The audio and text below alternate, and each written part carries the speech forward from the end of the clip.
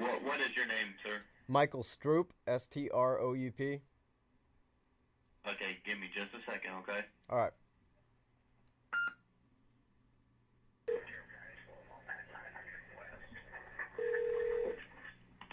It's Tobe Leazenby. Yes, this is Michael Stroop. I was calling about the interview. Yes, Mr. Stroop. How are you, sir? I'm doing fine. Hope you're doing well. Good. Oh, yeah. Hang it in there. Okay. Was okay the DNA evidence that was at the crime scene? Was there DNA? I can't confirm or deny either way, Mike. That's one of those parts that's still part of the evidence process. I really can't speak to that. I know, and I think I may know, maybe not. There was some confusion, I know, when I went live with Fox 59 there a couple weeks back. There was a line of questions that was presented to me, all basically in the same sentence, and I know they included the word DNA. And what reply I was wanting to offer actually was that in evidence, excuse me, in essence, all evidence, we had asked the lab to actually fast track or expedite that process so we could get results back, and that was the purpose of my statement. For what it's worth, I have since received a in-person apology from an executive director, or producer, I should say, from the station in regard to that, because they went back and reviewed their video and audio and discovered that I did not actually discuss DNA. They were the ones that initially prompted that, and I did not respond specifically. So I was addressing in regard to all physical evidence. All crime scenes have some form, whether it be minute all the way up to larger items, have physical evidence. And so to say that there's no evidence would not be a correct statement. So there is evidence. It's just our focus now is trying to get those lab results back. Okay. All right. Yeah, because it's been like 3 weeks, and I was kind of curious if there was DNA, because it seemed like that would have been back by now. Mm-hmm. You know. Yeah. The thing is, we're kind of we're at the liberty of the labs involved. That's obviously we have no in-house lab of our own, and so we can't exactly call the shots, so to say, that we want this back by Tuesday. That's not the way it works, and so we're on their timeline as far as that's concerned. Okay. Now, if she had taken video, was there further video and audio than what we've been given? Again, I really can't speak to that because that's still something being evaluated with the investigation. There is, there was video, but I think you can understand this, that obviously we feel that whoever is responsible for this, they could very well be watching themselves, and so it's kind of like, to a certain degree, whether we want to put it this way, but it's kind of like a game of poker. You don't want to reveal your hand. So. Okay. Now, in what way is the FBI helping with this case?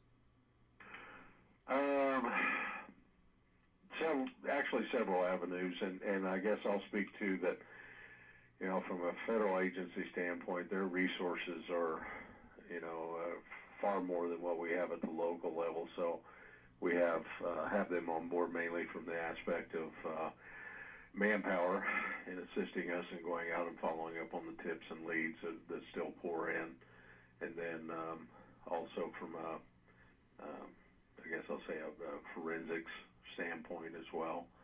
So or the maybe CSI aspect. So practically anything the Bureau can offer, they've offered, and maybe not every aspect or every resource, but a good portion of what they have to offer, they've offered to us, and we've accepted, obviously.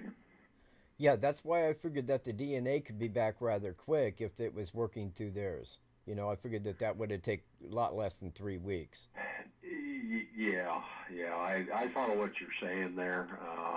Again, it's just, you know, all aspects of the evidence that we anticipated. But it's also, I guess, I'll also resort back to, um, you know, we're going to end up. I feel confident we're going to end up in a court of law one of these days with this situation, and for us to put too much of a rush on this, and you know, like I've been saying, we're double crossing the T's and double dotting the I's because, as you know, you may or may not be aware of, in a court of law, if there's just one little spark of doubt that's planted in a court of law, we lose the case, and we don't want that.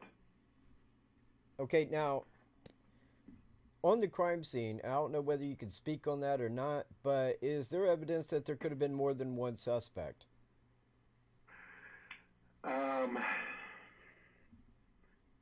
in relation to the crime scene itself, again, I can't really speak to that in general over the whole situation, in that we don't specifically know whether or not how many we may be involved with. That's why you keep hearing us say either individual or individuals. Um, you know, as far as the evidence is concerned, and I really can't speak to anything in relation to that, but you know, we're still, because we don't know at this stage, we're using the plural and saying individuals as well, because we believe we lean toward the single individual that's pictured, but it's, you know, it is quite possible there may have been more than one individual involved. So that's still an avenue we're pursuing. Yeah, if I was looking at a crime scene, you know, it seems that it would have been like one person and there would have been another person in tow. You know, where you could have Right. seen that there would have been more than one person. That's why I was asking on that. Yeah. Now, do you think that he is from this locality? Another good question, Mike. Um, you know, initially that's where we, obviously with most investigations, if, you know, the local focal point is not gaining us anything, that's why the search is expanded, because at this stage nothing's really turning up that I'm aware of at the local level. So that's why it's expanded, you know, in essence, nationwide, and so that's why we reach out to people nationwide at this stage to provide us with information. So, you know, again, I really can't speak to. Obviously, you know, once we have someone in custody, we'll know. But at this stage, you know, it's a guess. Yeah, you know, it happened like 2 miles up the street from my father's house, and when I seen it on Fox News, I was like, "Wow, you know, that's really Yeah. crazy." And I figured that that an arrest would have been within a couple days. I mean, that off the Well. top, because I figured it was a local guy, local area. He knew Right. the place. Right. He wouldn't have just traveled to that little spot. So I Yeah. figured with the picture, I might have known the guy, but I'd never seen him. Sure. Yeah. Yeah. That was the same obvious concept or thought process we had as well, because you know, as I've shared with other outlets, that we've had our share of even double homicides, but they were elderly folks back in the 90s, and it turned out to be, unfortunately, grandchildren involved in their deaths. And so, Wow. yeah, we were able to cap those pretty quick. But um, this one's just, it's got a whole twist to it that even I, as a 30-year veteran, have never seen. Hmm. Well, that's about all the questions that I had. I just wanted to clear up, you know, what Sure. was going on and what evidence, Right. like you did have on DNA and such. Yeah. Um, Yeah. Pardon me. Go ahead, sir. No, I was just clearing my throat. I'm sorry. Okay. Well, yeah, that's pretty much it. I thank you for your time, and you know, God bless the families that are involved in this and the community. And I very much thank you for having this interview with me. Not a problem, sir. Have a good afternoon, Mike. Bye.